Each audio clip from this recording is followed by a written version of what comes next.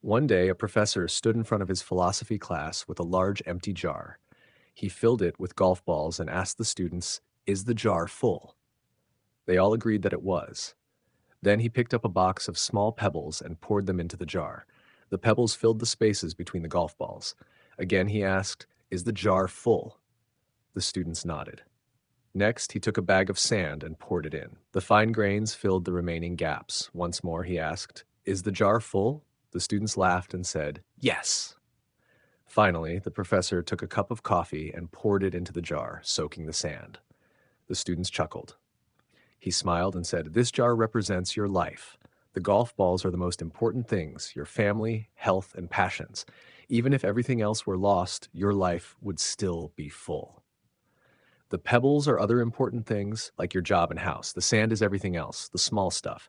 If you put the sand in first, there's no room for the golf balls or pebbles. The same goes for life. Focus on what truly matters first." A student raised his hand and asked, "What about the coffee?" The professor laughed. "No matter how full your life seems, there's always room for a cup of coffee with a friend." Before we dive into today's moral lesson, don't forget to like and subscribe to my YouTube channel. Moral: prioritize the important things in life before the small distractions take up all your time.